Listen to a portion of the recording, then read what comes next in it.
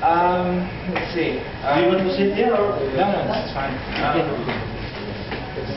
Why I decided to become a filmmaker. Guys. Well, it's always something I wanted to be since I was 8 years old. 8 years old. My mom took me to a movie, and it was a never-ending story. But it was made way before most of you were born. And right after I saw the movie, I asked my mom, okay, what do you call the people who make these kind of things? I'm going to call directors. Okay, I want to be one. And my parents supported me really much. And by the time I was a teenager, my father introduced me to a few people, one who is responsible. Raya is incredibly responsible for a lot. She's the person who massacred my first script, tore it to shreds, gave her the first 16 pages. She wrote big X's in 9 pages. But I went home and cried, and then learned a lot. And so yeah, I met her, and then I started going to the screenings of Tankayu, and started reading a lot of books, watching as many films as I could. And then I went to film school, came back, started writing about films, and then sort of strangely came full circle because I ended up replacing Raya in Tankayu for a few years. And then I decided to, instead of just writing about films or showing films, I should start making them. So in 2007, I dropped everything. I was a film critic for Jakarta Post, and I dropped all my critic festival-related work, and concentrated on making my first feature, Adari Jadi, and that was finally done in 2008. And that's basically what it was.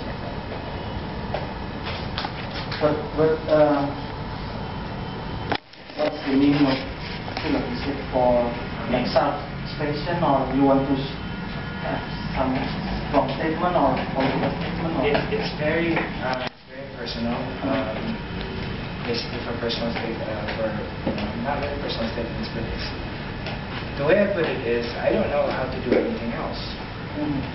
Because at such a young age, that's pretty much been my only focus.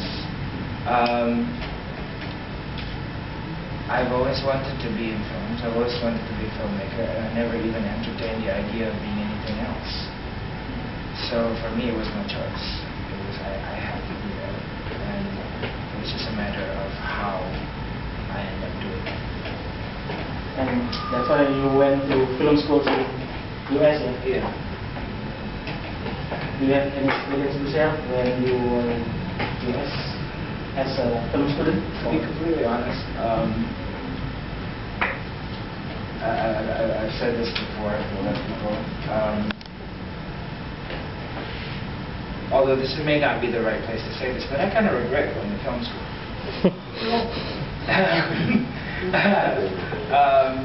Because I for one feel that what you really need in order to be a filmmaker is to just, I mean, like a short technical course, 6 months or a year, basic stuff is necessary. But to go 4 years for film school, I kind of regret it. Because I felt that I learned more after just by reading, just by watching, by actually doing, and most of the stuff that I ended up using from school were just the basic techniques and the basic theories. The things that end up shaping me as a filmmaker now are stuff that I learned by doing and by watching films and by reading. So I I feel that, you know, 4-year film school, I don't think is that urgent. But like a 2-year technical course, understanding the basics, that's very important. The rest of it pretty much do yourself. But in order to do it yourself, you should have like kind of discipline. Yeah, well, Passion and yeah, this to collect the skill. this is only if you're incredibly selfish. If you're not, school's. So why don't you just go film for so-called mainstream market or for mainstream film? I tried. I tried. When I first started, it was my first, when I first came back, my first aim was to sell scripts and movies. And one thing that I heard very often was my ideas were not commercial. Some people actually went so far as to say my ideas were too smart to sell. So I figured, okay, all right, then maybe I can work in other fields. That's how I started writing about them. And but then in 2007, I pretty much said, you know what, if I sit around waiting for somebody to give me a chance to make a film properly, like a big mainstream film, it's never going to happen. So I might as well do it myself. And so I got together with my friends, came up with a story, put together the money, and we did Karuhara Jadi. The way we did Karuhara Jadi was, we knew that we didn't have very much money or very much equipment. So what we did was, and this is one thing I recommend to a lot to other filmmakers who want to make their first independent film, long or short. If it's your first time, I suggest think what story you can afford to make. So you're not going to do a big alien invasion thing where you're for first film because you can't afford it. So we decided to. The idea started with a one location thriller about a man being tortured by a woman, and we don't find out why until the end. That was the original idea. But after we expanded, it ended up being 4 locations instead of 1. But we designed the story in such a way that we could. Our cap at the time was, okay, we have 60 million. How do we make a film with 60 million? Like a feature film, not a short. So we designed the script to fit that, and found mostly free locations or cheap, easy to negotiate locations, and sometimes locations where we're not really supposed to film at, which is anyone doing it at night or when it's quiet or stuff like that. And finally, we got Karuhara Jadi together, and I don't know how the hell we did it, but we ended up shooting it only for 36 million. But it's something we finished it, and after that, we figured, okay, I think we sort of got a good work scheme going here. Methods on how to keep things cheap, and how to develop ideas that are, that are doable, and pretty much the way we at Kinukulma work now is still pretty much the same way. We always, even when we have a budget, we always try to minimize as much as we can and use the resources we already have. Do you always finance your film by yourself, or did you try to find like For Karuhara Jadi, we tried. Nobody wanted to pay for a torture film. So I did the unthinkable. I got an office job. Oh. I worked 9 to 5 for 4 months. Yes. As soon as I got 4 months of salary, which was the budget for Kadwari Teddy, I took 2 weeks off and never came back. And I never had another office job ever since. But the second film was mostly from the Igor Bosman. Digital Production Fund, 20,000 euros. That is, the Digital Production Fund is a fund that the International Film Festival Rotterdam gives out to first and second time filmmakers. So if it's your third film, you know, want to give you the and basically it's for films that the budget is under 100,000 euros. And they give a maximum of 20,000, and we received the maximum. So did you go to Rotterdam and do some pictures to get the fund? No, basically Kadwari Jadi was lucky enough to be selected into the Rotterdam 2000. And when I was there, I found out about the Hebrew Boss Fund, and I researched it more. But most of the work was actually done until after I came back. So I just wondered, did you consider the spectator or audience when you decided to make film, or I just want to make a film? When I made Kadwari Jadi, I really didn't care. Okay. I wanted to tell the story I wanted to tell. I wanted to make the film I wanted to make. And the only time I considered the audience was because it was a torture film, and with the main characters being tortured for, you know, almost an hour and a half. I figured, okay, in order to make this film effective, I have to make the audience feel the same way as the person in the torture chair. So every decision that was made, I didn't think about the audience, but I thought about how to make the audience uncomfortable. So every single decision that was made for Kadwari Jadi was to make the audience feel just as tortured as the person in the chair. That's why we have a lot of walkouts every time we show and apparently it was effective that way. In Rotterdam alone, the first screening, we had 20 people walk out. 20 people? 20. There's 80 people in the audience and 21. One guy walked out screaming. Screaming, slammed the door. But before he slammed the door, he said, "I really, really, really hate this film," and slammed the door. Okay. Score.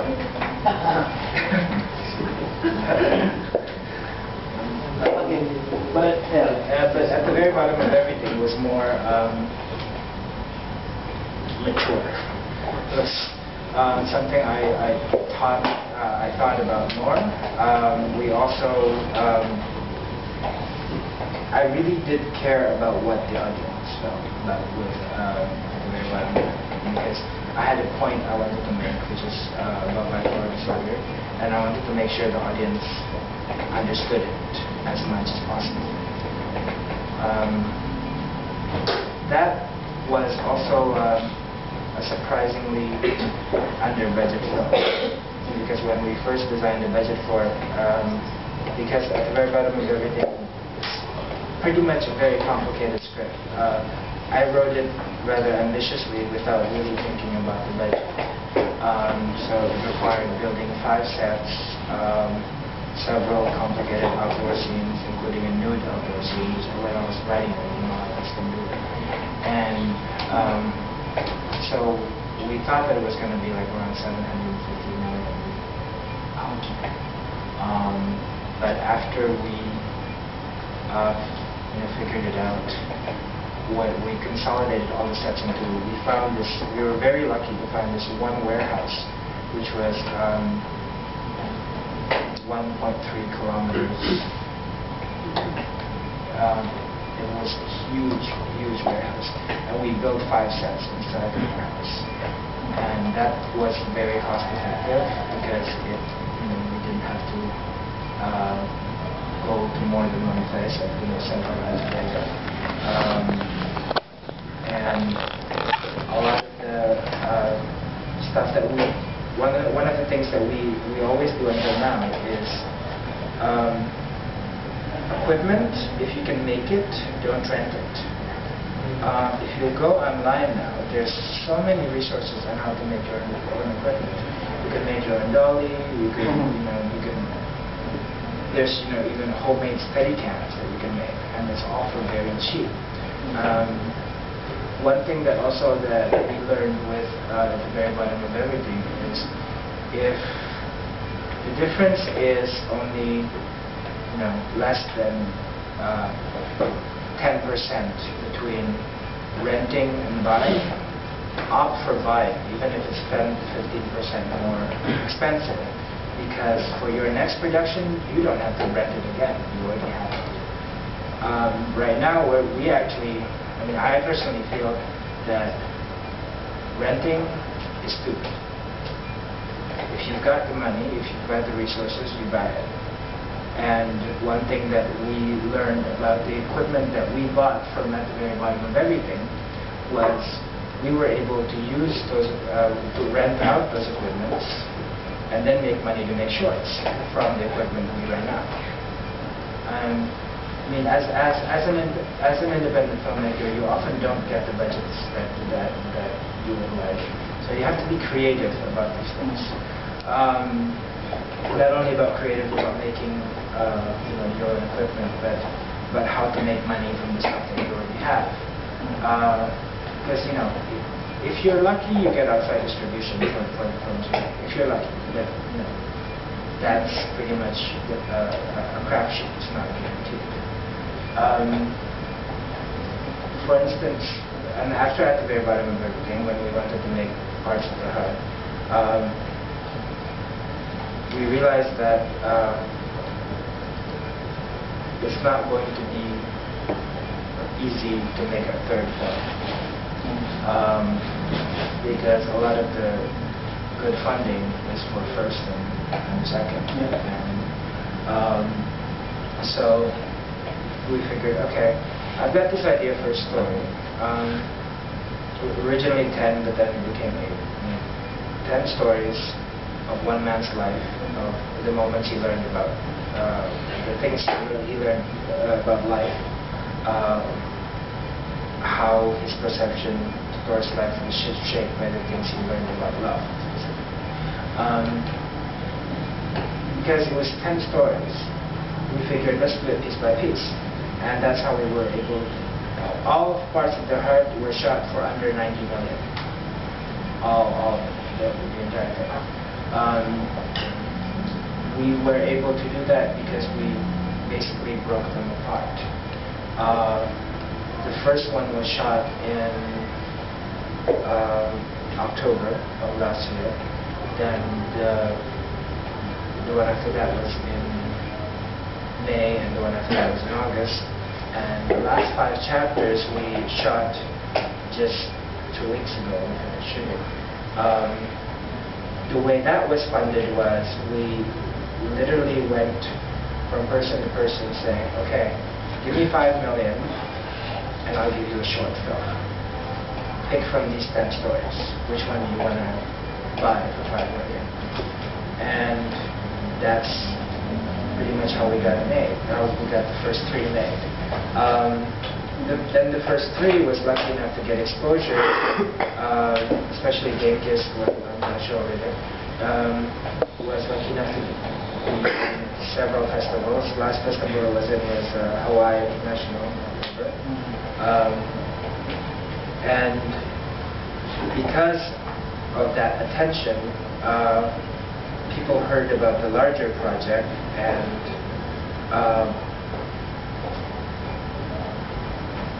they got more excited about offering us money.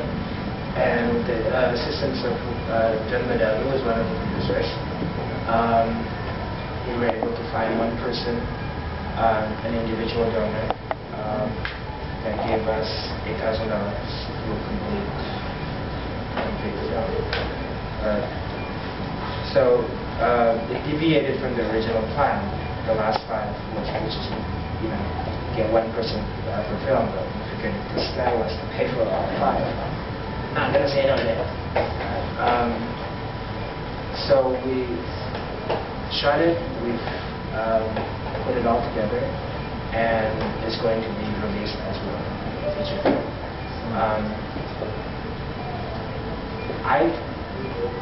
This is not a method that might be very effective for all films, but because this is a story that has chapters or different stages in one person's life, it was an appropriate method to do it.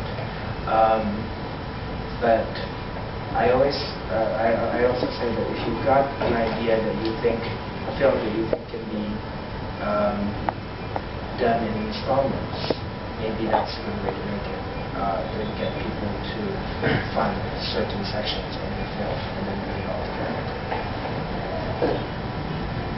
So, tell us more about the distribution-wise and exhibition-wise of the film like this films.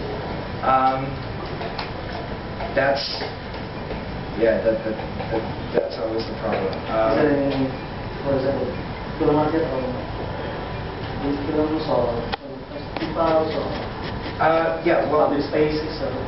Basically, for local screenings, we always do it ourselves. We contact film communities, all over Indonesia, and then we ask if they would screen our film, and then we just stick it on the road. Universities, cultural centers, whatever would take the film. But internationally, we targeted festivals. With Kadwari Jadi, because we didn't have that much money to spend on sending to festivals, because that cost considerably. What we did was we made a list. We targeted festivals that would fit Kadwari Jadi. And this is one thing I recommend to all independent filmmakers as well. Rather than just scattershot your film to all festivals and waste money sending your film to festivals that you wouldn't even watch it. You look at what genre your film is or what type of film it is, and then you seriously research the festivals and find the right films and the right festivals for your film. One of the things that we did for Kadwari Jadi was we made a list of all the horror and genre film festivals. We also made a list of underground film festivals and independent film festivals, and researched exactly what kind of films have been there in the past, and sent to the films we thought were festivals we thought were appropriate. And the same with Very Bottom America. I think that's pretty much what we're doing. And with Watch of the Heart as well, because Watch of the Heart is a gay-themed film, our main objective would be to gay and lesbian film festivals and also independent film festivals. So far, is there any comment or question?